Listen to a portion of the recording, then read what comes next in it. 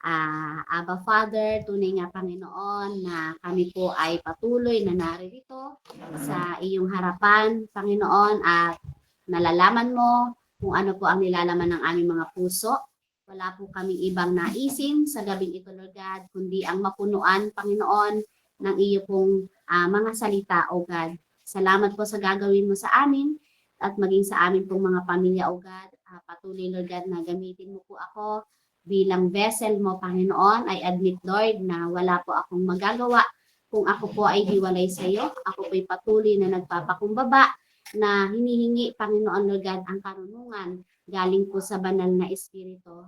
At patuloy na ang akin pong mga kapatid na naririto, Lord God, ay patuloy na makasambot, makasalo, Panginoon, ng lahat ng iyong mga salita, Panginoon. Pagpalain mo po ang aming gawain at patuloy, Lord God, na salamat po, pinagtagumpay mo po ang bawat isa po sa atin. Salamat po, Ama. All glory belongs to you alone. In Jesus' name, amen and amen. Ayan, glory to God. Mapagpala po sa atin. Mapagpala po sa atin pong lahat na naririto. Sis Robeline, salamat po bilang presider po ngayong gabi ito. Yan sa aking asawa, Brother Fred. Sis Fabrin, Nanay Selena, Sis Beth, Sis Kelly Ann, Brother James, ayan, mapagpalang gabi po sa bawat isa. Tata Yolando, Sis Vina, Sis Annalisa, hello po, Sis Josie, amen. Brother Raymond and Sister Willie Jean, ayan, sa atin pong sipag din, at punong-puno din ng wisdom na talagang naandun din yung atin pong paggabay sa gawain every Wednesday. Pastor Michael, mapagpalang gabi po. Sis Kathleen, ayan, salamat po sa inyo pong kasipagan sa paggawa ko ng title, ng banner. Amen. Purihin po ang Panginoon sa inyo pong talent. Amen. And then Sis Irene Ariola, hello po, welcome po. Sister Teresa and Sis Ann, ayan, kung may nabanggit po ako na hindi pa ko pa nababanggit, ayan, mapagpalang gabi po sa bawat isa.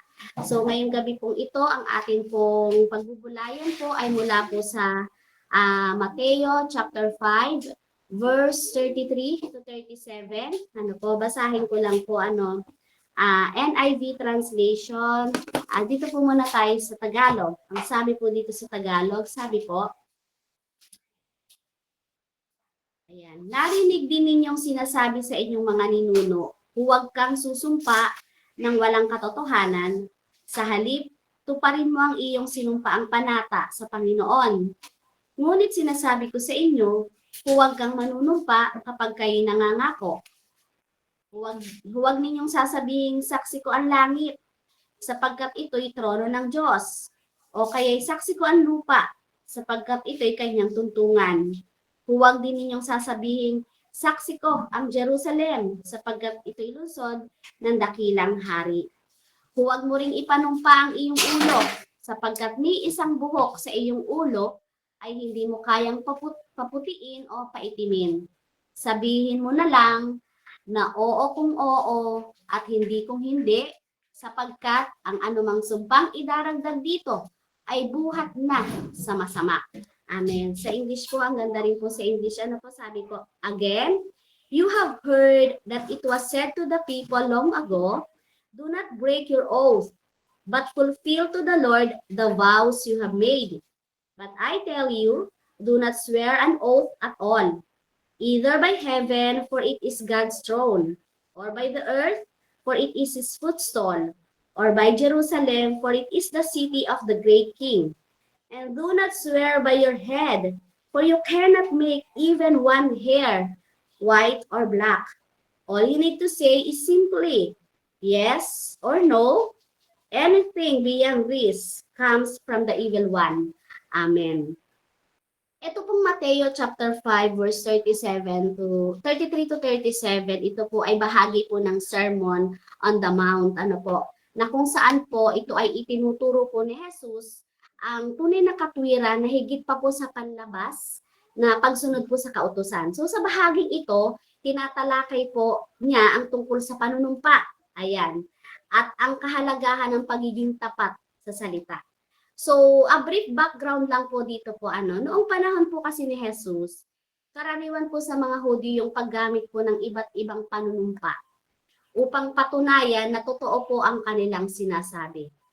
Dahil po sa sa maling interpretation ng kautusan at mga tradisyon ng mga rabbi or guro, iniisip ng marami na kung hindi sila nanumpa sa pangalan ng Diyos, maaari nilang baliin ang kanilang salita ng walang pananagutan. Kaya nga 'di ba sinabi doon sa ating binasa, may mga panunumpang saksi ang langit, ang lupa, ang Jerusalem, even nga yung ulo, di po ba? So iniiwasan nilang gamitin ang pangalan ng Diyos. Ngunit inaakala po nilang hindi gaanong obligado ang mga panunumpang ito. So itinutuwid po ni Jesus sa teksto pong ito ang maling kaisipan.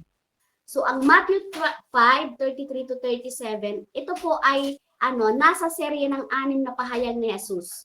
Na kung mababasa po natin yung meron po sa chapter 5 na 6 na pahayag siya na sinasabi po doon yung sa pagpatay at galit. Sinasabi po niya doon sa chapter 5 verse 21 to 26, kung may Biblia po kayo, pwede niyo pong buklatin, na narinig ninyo na sinasabi, ngunit sinasabi ko sa inyo. Ayan. Yun po ay kapag yun sa pagpatay at galit nasa 21 to 26. 27 to 37, 30 naman po nang pumatak na, ganun pa rin po yung serye na una pong sinasabi ni Jesus. Narinig ninyo na sinabi, ngunit sinasabi ko sa inyo, di ba? Yun yung sa pagpatay at galit. At yun sa pangangalunya at pagnanasa, ayan, verse 27 to 30. Yung sa diborsyo naman po, ayan, verse 31 to 32. At ito na po, humantong po tayo ngayon sa verse 33 to 37 na tungkol po sa panunumpa. At kung mababasa po ninyo, binasa ko po kanina sa umpisa pa lang nakalagay doon, narinig din yung sinasabi sa inyong mga ninuno. Yan. So doon pa lang nakita na natin. And then meron pa po siyang kasunod from 43 to 48, yung pag-ibig sa kaaway. So dito po, hindi po binabawi ni Jesus ang kautusan. Ipinapakita po niya ang tunay niyang layunin, ang pagbabago po ng puso. Kaya nga po, alam niyo yung nagkatugma po sa verse 5 po, kung kayo po ay kasama sa spiritual mentoring every Tuesday, Thursday, and Friday, ayan, ina-encourage ko po kung may time kayo. Kasi ang mga nagsasalita po doon or ang naghahayag po doon is talaga pong mga pastor, po. So dito ko po siya nakuha din. So sa chapter 5 po, bakit doon nauna po yung yung may series po kasi kaming inaabangan every spiritual mentoring, every TTH pa, Tuesday, Thursday, Friday. Tinatakel na po namin yung sa series po ng Beatitudes. Yung pong mga pinagpala. Po? At kami po kanina ay nasa pangatlong topic na po, pinagpala ang mga mapagpakumbaba. Una pong tinapik namin, pinagpala ang mga taong dukha sa espiritu. Pangalawa, pinagpala ang mga taong nagdadalamhati. So dito po, bakit po nauna po sa chapter 5 na nakaturuan po yung beatitude? So dito po, sinasabi na nauna po yung pagbabago ng puso po kasi, bago po yung pagbabago ng asal. Kaya dito makikita natin, binago, nauuna dapat na mabago po yung ating pong puso bago po yung ating pong asal. So ang Beatitudes po dito po sa unahan po from verse 1 hanggang verse 11 po ng chapter 5, naglalarawan po yan ng uri ng taong kabilang sa kaharian ng Diyos. So bago sabihin ni Jesus dito kung paano mamuhay, ipinakita muna niya kung anong klaseng puso ang dapat tanglayin. Amen. Limbawa po yung mapalad ang mga dukha sa espiritu, marunong umasa sa Diyos, yung mga ganyan po, po. So ang Beatitudes po, ang pundasyon ng kingdom ethics. Kaya po yan ang inuna. Ipinakita rin po ni Jesus ang katuwiran ay nagsisimula sa loob. So dito po, ano yung kaugnayan nun sa Mateo chapter 5 verse 33 to 37 na ngayon po ay atin pong pag-aaralan? Ang taong malinis po ang puso ay hindi kailangang magsinungaling. Nakita niyo po yung connection? Inuna po sa verse 1 ng chapter 5 na dapat mauna muna yung puso bago po yung asal. Bakit? Kasi po, ang taong malinis ang puso ay hindi kailangang magsinungaling. Ang taong maamo ay hindi gagamit ng panunumpa para manipulahin ang iba. Ang taong gutom sa katwiran ay magiging tapat sa kanyang oo at hindi. Kaya hindi lamang sinasabi ni Jesus, huwag kayong manunumpa ng walang kabuluhan. Ang mas malalim po niyang sinasabi ay maging uri kayo ng tao na mapagkakatiwalaan kahit walang panunumpa. Amen? So nauna yung Beatitudes dahil inuuna ni Jesus ang pagbabago ng pagkatao bago po ang pagbabago ng pag-uugali. So ang tamang asal po ay bunga po ng pusong binago ng Diyos sa kaharian ng Diyos. Ang integridad po ng ating salita ay nagsisimula po sa integridad ng ating pong puso. Yun po ay yung background lang po nitong 33 to 37. Pasok po tayo sa ating pong teksto, which nilagyan ko po siya ng title na Your Word is Your Witness. Totoo yan, Your Word is Your Witness. Kaya nga, sinabi mo ngayon, pero pagdating ng panahon, mahahayag yon. Kung totoo ba yon o hindi yung iyong sinabi. Kaya nga, Your Word is Your Witness. Ano po? So dito po, sabi doon, let your yes be yes and no be no. Ayan. So ang tema po natin dito, ang taong may integridad ay hindi kailangang palakihin ang kanyang salita o gumamit ng mga panunumpa para paniwalaan. Ang kanyang yes ay yes at ang kanyang no ay no. So naniniwala ba kayo na ang oras natin ngayon ay iba sa oras natin kanina? Do you believe na sa bawat pag-attend po natin ng gawain ng Diyos, may ginagawa ang Panginoon? Paki-heart po kung kayo po ay naniniwala na sa bawat pag-attend niyo po, bawat pakikinig, ano po, sa gawain po ng Panginoon, ay may ginagawa po ang Panginoon. Amen? So, ano pong sagot niyo? Yes or no? Diba? So, kung naniniwala ka na may gagawin ang Diyos sa buhay mo, ngayong gabing ito, paki-chat, ano niyo po dyan, declare, dapat sabayan mo. Kung may ginagawa at gagawin ng Panginoon ngayong gabing ito, dapat po sabayan mo. Amen? Sabayan mo ang kanyang kalooban ngayong gabing ito.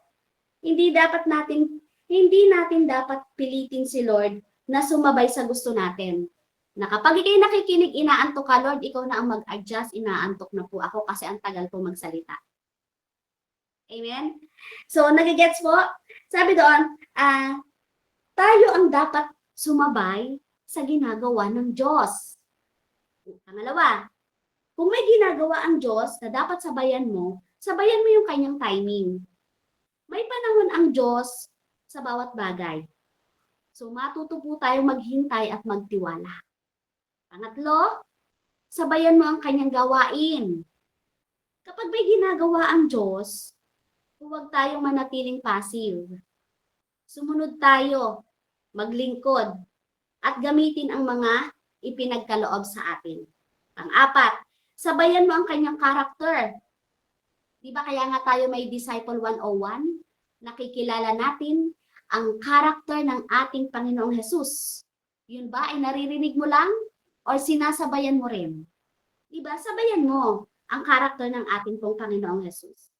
Kung si Lord ay mapagmahal, tayo rin dapat matutong maging mapagmahal. Kung siya ay mapagpatawad, tayo rin dapat mapagpatawad. Kung siya ay tapat, tayo rin dapat ay namumuhay ng may katapatan. So sabayan mo ang kanyang direksyon. Amen? Minsan, ang tanong natin ay, Lord, samahan mo ako sa pupuntahan ko. Hindi ko kaya pag wala ka. Pero mas maganda pong panalangin ay, Lord, saan ka pupunta? Gusto kong sumama sa'yo. Kung nasaan ka, Lord, gusto ko naroon din ako. Diba? Kaya nga, ang laki pong impact sa aming mag-asawa nang kami po'y parehong nakakilala. Bakit? Kasi, kung siya po ay still unbeliever, hindi niya po ako masasabayan. Amen? Ang laki pong epekto. Kaya po kayo, kung ang inyo pong mga kapatiran dito, kung may ginagawa sa inyong Panginoon, sabayan niyo po ang Panginoon. Yun lamang po ang akin pong payo. Lahat, sabayan niyo ang kanyang character, lahat ng ginagawa niya, lahat ng kanyang gawain, lahat ng ating mga online Bible study. Every night, huwag kang papayag na hindi ka makasabay sa salita ng Diyos. Bakit? Ang goal po natin for tonight is Our goal is not to make God follow our direction, but to follow God's direction. Ang tanong, ano naman kinalaman niyan, Sis Med, sa teksto natin na oo at hindi lamang naman? Di ba? May binanggit po kasi sa huling talata, sa verse 37. Ano po? Basahin ko po sa verse 37. May binanggit po dito. Sabi po dito, sabihin mo na lang na oo kung oo at hindi kung hindi, sapagkat ang anumang sumpang idaragdag dito ay buhat na sa masama. Diba? So, anong connection nun? So, ibig sabihin po mga kapatid, ang atin po palang response or pagsagot ng oo at hindi ay may malaking impact sa atin pong pagsabay sa direction at kalooban ng Diyos. Diba?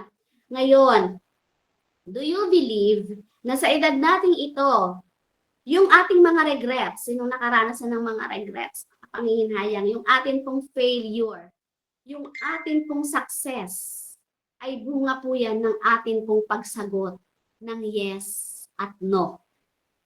Diba? May mga regrets ka na dapat oo ang sagot mo, pero naghindi ka. Diba? May mga failure ka na dapat nag-go ka, nag-yes ka, pero nag-no ka. May mga success ka na dapat nag-no ka or nag-yes ka, pero nag-no ka.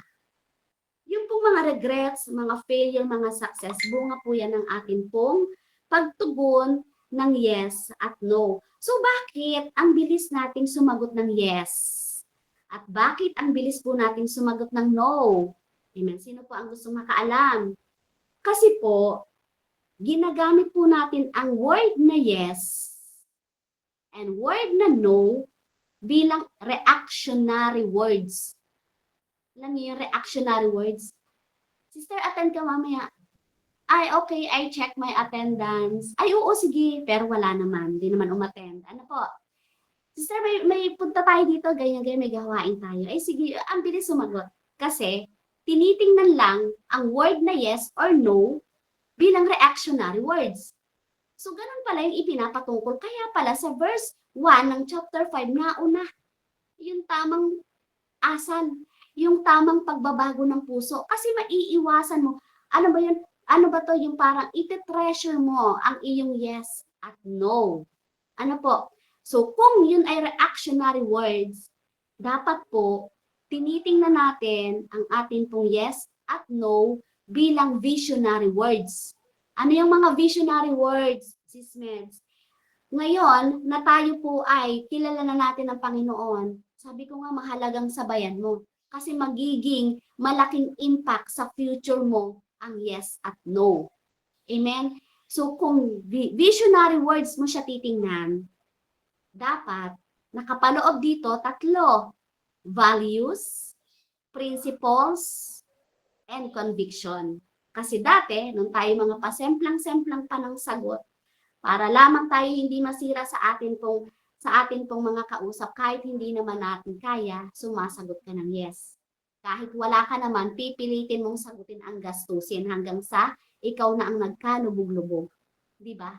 May mga ganun po tayong mga naranasan po sa ating pong buhay. So, ibig bang sabihin na hindi na pwedeng magbago ang isip ng isang tao? Meron pong example sa Bible po mula po sa Matthew 21 verse 28 to 30 na kung saan po ay yung pong dalawang anak, ano po, na inutusan po na pumunta po. Doon po, may inutos sa vineyard po, sabi doon, what do you think? There was a man who had 2 sons. He went to the first and said, Son, go and work today in the vineyard. I will not, he answered. But later, he changed his mind and went. Then the father went to the other son and said the same thing. He answered, I will. But he did not go. So dito po naman sa talatang ito, ang mahalaga po dito ay hindi lamang kung ano ang sinabi natin, kundi kung ano ang ginawa natin. So may mga tao pong mabilis magsabi ng yes, pero hindi naman sumusunod. May iba namang nagsabi ng no, ngunit kalaunan ay nagsisi, nagbago at sumunod. Ano po? So dito po sa talatang ito ng Matthew 21:28 to 30, a delayed yes is better than a promised yes that never becomes obedience. Sinong naka-experience na ng nag-yes pero hindi pala? Ako po, na-experience ko na rin talaga yan. Kaya wala akong exempted sa atin ngayong gabing ito. Maybe, kanina sumagot ka ng oo, pero hindi mo naman pala natupad. Maybe kahapon sumagot ka ng no, pero nagbago isip mo, awa ka, tinulungan mo pa rin, tinupad mo naman. Di po ba? But here, dito po sa pinag-uusapan po natin in Matthew 5:33 to 37, it teaches us that we should be a person of integrity, trustworthy sa atin pong response. So ang topic po natin ngayon is, your word is your witness. Meron po palang 3 non-negotiable yes at 3 non-negotiable no na dapat po nating matutunan ngayong gabing ito. Una po, ano po yung 3 non-negotiable yes? Pag sinabi pong non-negotiable, hindi mo dapat baguhin, hindi maaaring tawaran, o hindi mo dapat i-compromise. You said yes, it yes dapat. Di po ba? So yung 3 non-negotiable yes, unang-una po pala, ito po, una, yes to God's word. Pag pinag-uusapan natin is God's word, yes dapat talaga. Yes to God's word. Non-negotiable ang sagot mo. Yes to God's word. Bakit dapat yes at hindi dapat mabago ang sagot natin na yes kapag patungkol po sa salita ng Diyos?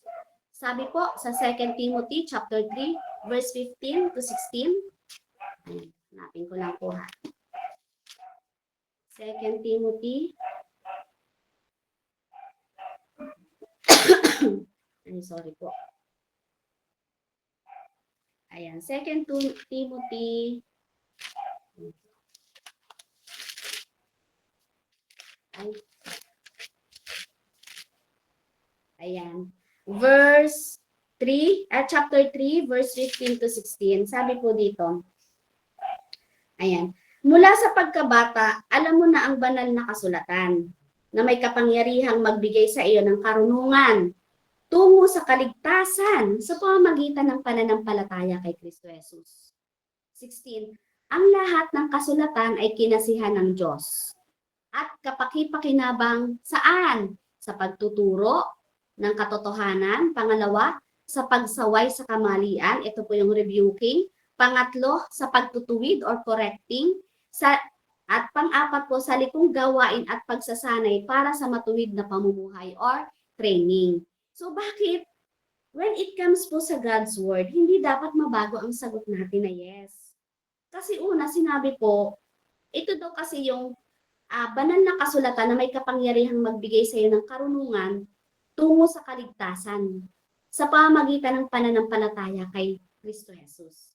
Pangalawa, himay-himayin po natin sa verse 16. Ang lahat ng kasulatan ay kinasihan ng Diyos at kapaki-pakinabang daw saan? Sa pagtuturo, sa teaching. So bakit yes to God's word dapat po tayo? Because when it comes, yung sinabi sa pagtuturo, teaching, because the Bible teaches us what is right. Diba? Sa salita lamang po ng Diyos, sa banal na salita lamang ng Panginoon natin malalaman kung ano yung tama. Kasi hindi po tayo tuturuan ng mundo para maging tama. Kaya nga sabi doon, pagtuturo ng katotohanan, teaching. Diba? Because the Bible teaches us what is right. Unless, pinanganak ka, alam mo na talaga ang totoo, ang tama na gawin. Diba tayo naman, namulat lang tayo na mali pala yung ating mga ginagawa. Nung tayo po ay nabuksan sa salita ng Diyos. So kaya, non-negotiable po when it comes to God's word. Pangalawa po, sabi doon, ang lahat ng kasulatan ay kinasihan ng Diyos. Pangalawa, sa pagsaway sa kamalian, which is rebuking. So why it is yes to God's word? Pangalawa, because the Bible teaches us what is wrong. Sa pamamagitan ng salita ng Diyos, sa pamamagitan po ng pakikinig natin ng mga online Bible study, kaya nga sabi ko, lagi mong sasabayan, huwag kang papayag na mapag-iwanan ka. Kasi may ginagawa ang Diyos eh. So, tungkol doon sa pagsaway sa kamalian o rebuking, because yes to God's word tayo, because the Bible teaches us what is wrong. Naunawaan natin ngayon na mga mali pala ang ating mga ginagawa. Di ba? At dahil narinig mo ang salita ng Diyos, sinabayan mo, di ba? Naando na naunawaan mo na, teka, mali pala ito.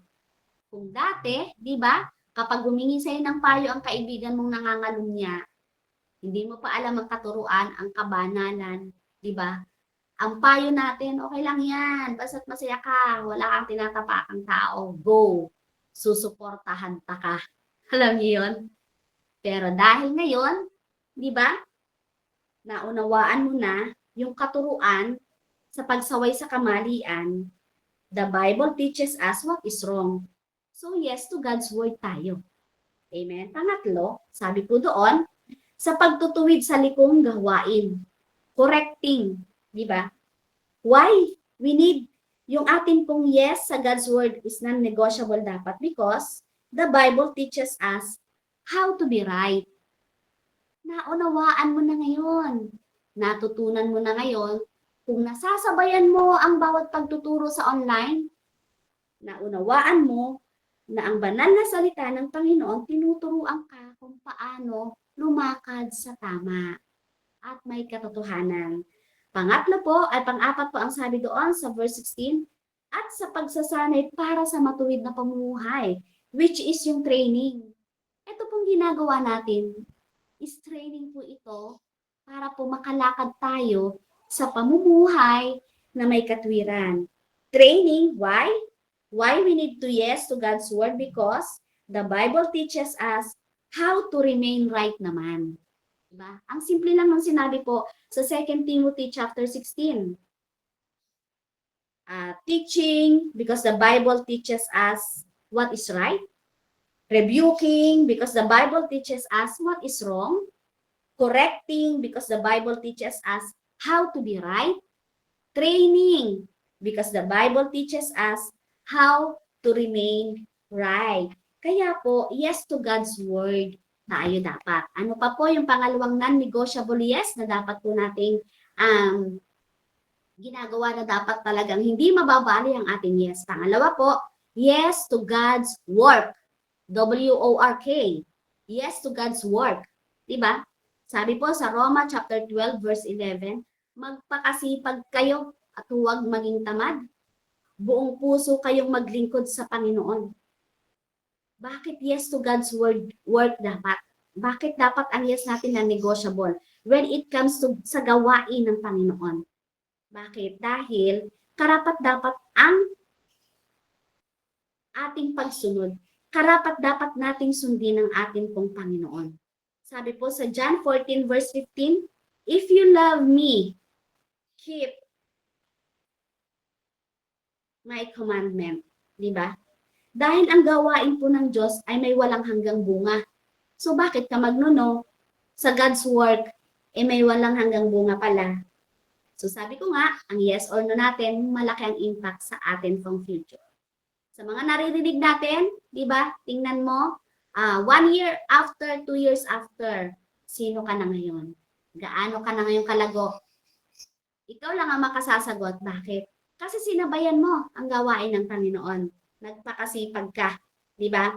Sabi po sa 1 Corinthians 15:58, your labor in the Lord is not in vain. Diba? Kahit naantok-antok ka na, kahit ang dami mo nang ginagawa ngayon, pero naandyan ka, wala po yan. Hindi po yan nasasayang. Hindi yan nasasayang. Kaya dapat laging yes ka. Dapat nga, nag-uunahan pa tayo eh. When it comes to God's work eh. Diba? So, pangatlo po, sabi doon, dahil ang ating yes ay nagbubukas ng daan para sa plano ng Diyos sa ating buhay. Kaya yes to God's work. Ang ating pong paglilingkod, kapag lagi kang yes, alam mo po, yan po ay nagbubukas ng daan sa ating pong buhay para tayo pagpalain. Kagaya ni Abraham, di ba? Sa Genesis 12:1-4. Kagaya ni Isaiah, di ba? Narinig si Abraham dito, di ba? Tinawag siya, pinapupunta siya sa Kanaan. Lisanin mo ang lugar ng Haran. Di ba gaano kahirap yon? Kasi yun ang kinagisnan niya, ano po. Pero, yung kanya pong pagsunod, ano po, nagkaroon ng pagbubukas ng daan para sa plano po ng Panginoon sa kanyang buhay. Si Isaiah naman po sa chapter 6 verse 8, sabi niya, at narinig ko ang tinig ni Yahweh na nagsasabi, sino ang aking ipapadala? So dito sa online, sino ang gagampan? Amen? Amen? Ina-encourage ko lang po kayo para po maunawaan po natin, masabayan po natin. Mag-yes ka. Sabihin mo, online lang to. No. Diba? Salita ng Diyos ang atin pong itinataas dito. Kaya sabi, magpakasipag tayo at huwag maging tamad sa gawain. Sa Isaiah sabi doon, sino ang aking ipapadala? Sino ang magpapahayag para sa atin? Sumagot naman daw siya, sumagot ako, narito po ako. Ako ang inyong isugo. So kayo ba mga kapatid, ganyan ba? Narito ako, Sis Bebs. Ako ang maghahayag. Amen? Di ba? So doon, sabi po, ano pa, si Maria, sa Lucas 1:38, sumagot si Maria, ako'y alipin ng Panginoon, mangyari nawa sa akin ang iyong sinabi. Di ba? Ang yes ng tatlong ito, naging daan ng direction nila sa Panginoon. Bakit? Si Abraham, tumanggap ng pangako na pararamihin ko ang iyong lahi, ikaw ang magiging ama ng pananampalataya. Di ba? Parang bituin sa langit, di ba? Kasi nag-yes siya. Amen? Pangalawa si Isaiah. Si Isaiah, nung nag-yes siya, sabi niya, ako po ang inyong isugo, narito po ako, Yahweh. Ano ang tinanggap niya? Tumanggap siya ng misyon, naging propeta po siya ng Israel. Kaya nga sabi ko, i-reflect natin 1 year after, 2 years after. Sa gawain natin ng pagdalo-dalo, sino na po tayo? Kung paano natin sinabayan ng Panginoon, yan, masasabi mo. Your yes or your no ay may malaking impact sa iyo. Your word is your witness sa iyong mga ginagawa. Amen? So si Maria, anong nangyari kay Maria? Nang mag-yes siya, sabi niya, nakakatuwa, sabi niya, ako'y alipin ng Panginoon. Mangyari nawa sa akin ang iyong sinabi. Di ba? Si Maria tumanggap po ng isang pribilehiyong naging bahagi siya ng plano ng kaligtasan. Amen. Kaya po yung yes natin sa God's work, ang laki po niyang impact sa atin pong hinaharap. Kaya ang simpleng yes natin sa gawain ng Panginoon ay maaari pong magbago ng direction ng ating buhay at maging pagpapala po sa maraming tao. So ano ba yung katotohanan bakit yes to God's work? Ang sabi ng iba, ang hirap maglingkod sa Panginoon. Nasabi niyo na ba yan? Wala akong alam. Hindi ako marunong. Wala akong resources para humayo. Wala akong pamasahe. Wala akong pampakain. Wala akong pampamerienda. Wala akong influence. Sino ako para pakinggan nila? Sinong makikinig sa akin? Kaya sinasabi ng iba, ang hirap maglingkod sa Panginoon. Mali po, mga kapatid. The truth is, serving God is the easy part. Bakit? Dahil hindi maselan ang Panginoon. Ano man ang iyong ibibigay na paglilingkod sa Panginoon, kalugod-lugod yan sa Kanya. Hindi siya maselan na kailangan soprano boses mo para siya awitan. Hindi siya maselan na kailangan degree holder ka para magayag ng iyong salita. Hindi. Kaya serving God is the easy part. Hindi po ako nagyayabang pero yun po yung akin pong naunawaan. Bakit? Kaya niya kasing tanggapin kung ano yung kakayahan mo Kasi kilala ka niya Kaya hindi ka niya paghahanapan ng hindi mo kayang gawin. Because God can make from nothing into something. Kahit anong oras, kahit nasan ka, makakapaglingkod ka. Kahit anong pinagdaraanan mo, makakapaglingkod ka. Alam mo yun? Yung kahit anong sitwasyon mo, makakapaglingkod ka. Kung si Sis Bebs ba, nasa US, pag pumunta ba siya sa Pilipinas, hindi na siya makakapaglingkod. Di ba hindi naman? Kahit ngayon, alam mo yun, kahit may pinagdadaanan ka, pwede mong ipanalangin ng iba. Paglilingkod yun. Diba? Alam mo lahat ay nasa atin. Kung nauunawaan lang natin. Example, prayer sa iba. Bago ka matulog, may naisip ka, pinanalangin mo. Paglilingkod yun. Saang banda mahirap. Diba? Yung worship, may pinagdadaanan ka, umawit ka. O kaya naman, inilagay ka dito. Diba? Tinitingnan ba na dapat ang ganda ng boses mo? Diba? Kaya nga sabi ko, grabe ang mga nasa online. Magkakaroon tayo ng online concert. Yay! Para sa worship. Yay! Diba? Kasi hindi masela ng Panginoon. Diba? Hindi importante kay God na magaling kang umawit o napakaganda ng boses mo.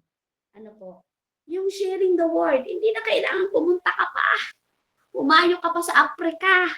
Umayo ka pa kung saang lugar para doon mo i-share ang John 3:16. No.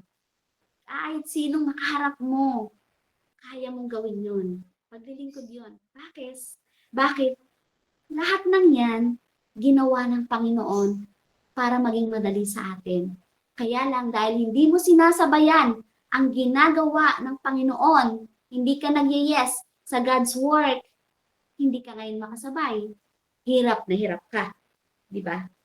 Sabi ko nga, ang totoo, serving God is the easy part because serving the people is the hardest part. Iyon ang totoo. Di ba?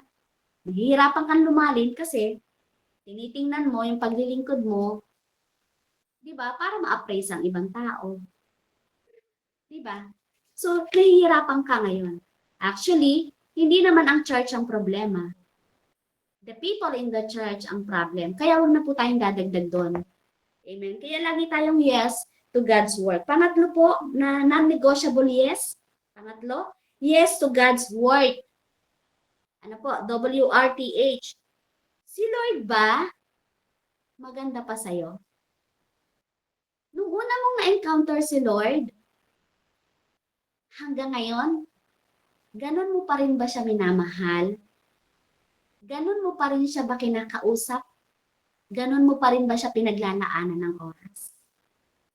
Lahat tayo nagkaroon ng personal encounter na kung saan sobrang pagluha natin. Na parang, Lord, I love you. Diba? Baka ngayon, dahil sa nagnono ka, na si Lord mahalaga sa'yo, ang nangyayari na lang, useful na siya sa'yo. Hindi na siya worth sa'yo. Useful ba? Ginawa mo ng genie. Lord, gagampan ako, kailangan i-bless mo ako. Humiling na ng humiling ng blessing, di ba? In love pa ba kay Lord? O genie na lang si Lord para po sa atin. Ang pinakamagandang salitang maibibigay po natin sa Diyos actually hindi lamang yung Lord, mahal kita. Kundi yung yes, Lord, susunod ako. Yes, Lord, mahalaga ka sa akin. Karapat dapat kang sambahin at paglingkuran.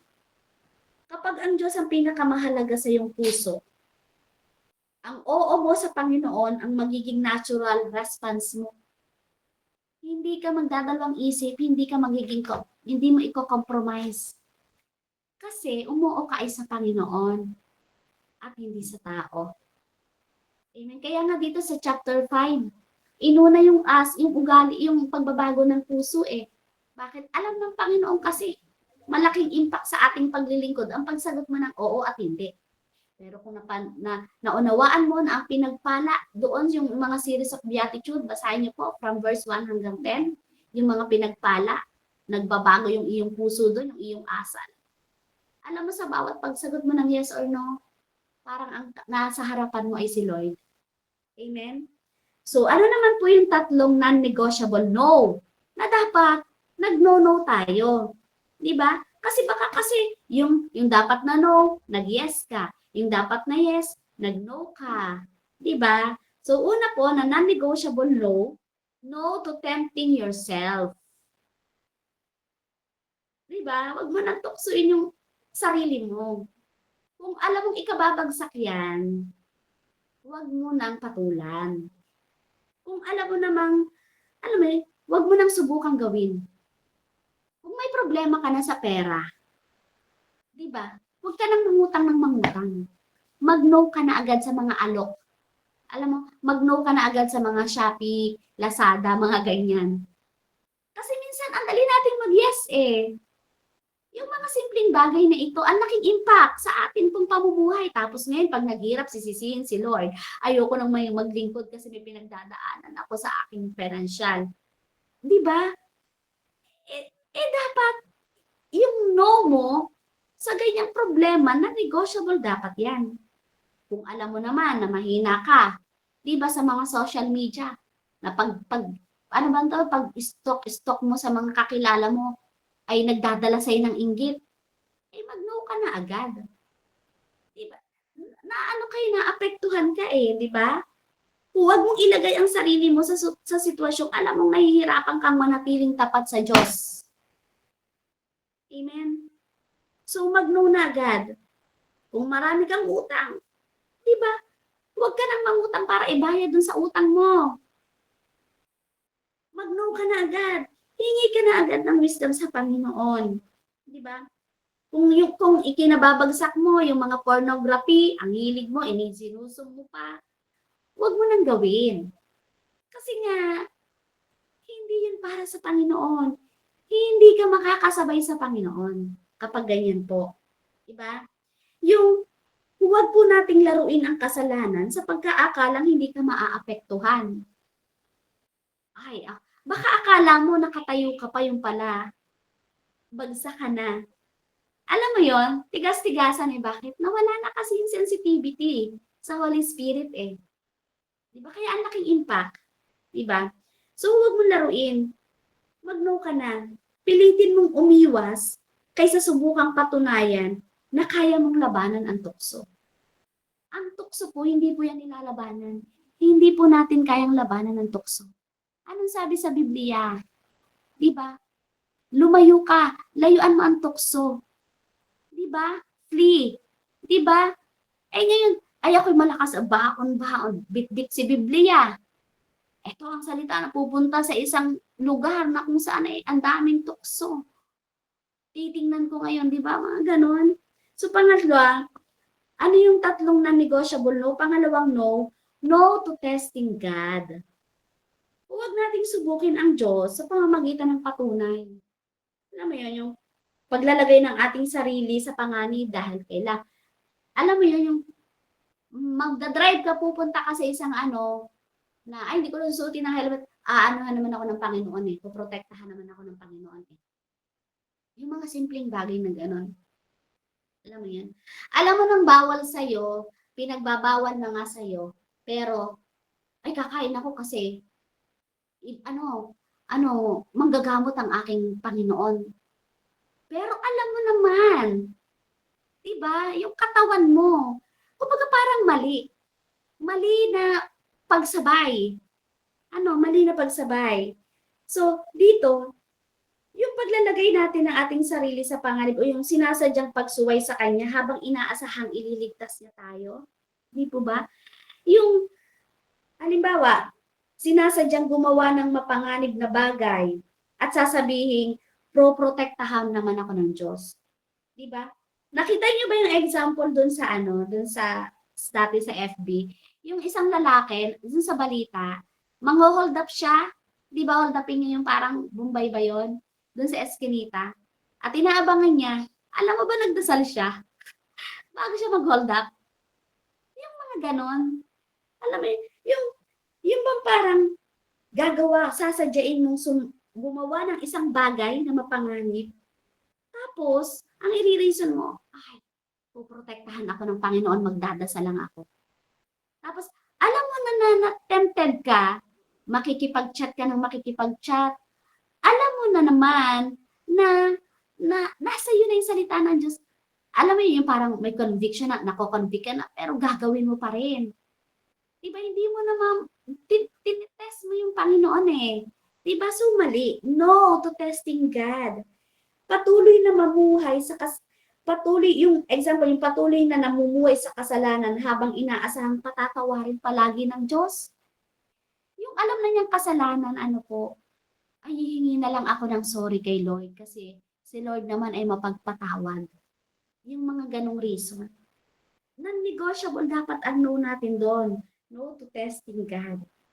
Diba? Yung humihingi ka ng himala bilang kondisyon bago sumunod sa Diyos. Lord, ito po kailangan ko po ng himala. Saka po ako susunod sa iyo. Diba? Yung ganon, pinipilit mo ang Panginoon na gawan ka ng himala bago ka sumunod. Diba? No. No to testing God. Sinasabing, kung talagang mahal mo ako, Lord, ibibigay mo ang gusto ko. Mapilit ka. Di ba tas sisisihin mo ang Panginoon? Consequence yun ng iyong ginawa Di ba? So, pangatlo po, ano po yung tatlong non-negotiable no? Pangatlo po, no to tearing others. Tumanggi, yung alam mo yun, yung pandadown mo sa iba, yung paninira mo sa iba. Amen?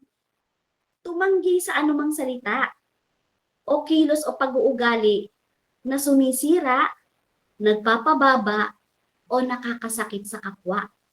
Walang ibang sagot dyan, dapat no. Huwag mong gawin. Huwag ka nang makipag... Ay, kasi masama ugali niya, kaya siguro ganito. Pag-usapan natin yan, ganyan. No. Hindi. Ibahin mo ngayon. Iba. Sabayan mo yung gusto ng Panginoon. Yung righteousness ng Panginoon. Diba? Piliin mong magtayo at magpalakas, hindi ang manira. Huwag na huwag kang maninira. No to tearing others. Ang mga ganitong pag-uugali, hindi mo lang yan makikita ngayon sa labas. Hindi mo lang yan makikita sa tindahan, mga nakatambay. Nakakalungkot, yung paninira, nakikita na rin ngayon sa loob ng church. Amen? Matutunan po natin na mag-no na agad tayo sa mga ganitong mga actions, mga ganitong response. Kaya remember, mag-no na po agad tayo sa ganito. Non-negotiable no na dapat po tayo dyan. Bakit? Ang sabi po sa 1 Thessalonica chapter 5 verse 11, therefore, encourage one another and build each other up, just as in fact you are doing. Diba? May impact sa'yo yung nag-yes ka na porque baka close mo yung naninira. Diba? Wag. Kahit solo ka na lang na nag-i-stand. Diba? Mag-stand ka sa katotohanan. Amen? So, Ephesians chapter 4 verse 29, do not let any unwholesome talk come out of your mouths, but only what is helpful for building others up according to their needs, that it may benefit those who listen. Kung alam mo namang hindi tama, huwag ka nang magsalita. Amen. Kahit pa ikaw ay inis na or kahit pa totoong ginawa niya yun, wag. Sabi doon, do not let any unwholesome talk come out of your mouth. So mag-big no ka na agad sa ganyan. Diba?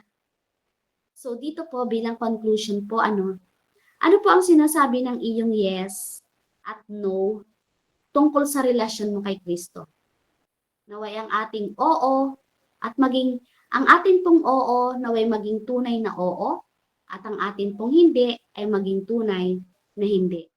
Upang sa ating buhay ay maluwalhati ang Diyos. Yun lang naman yun Yung no mo at yes mo, check mo kung magbibigay ba ito ng kaluwalhatian sa atin pong Panginoon.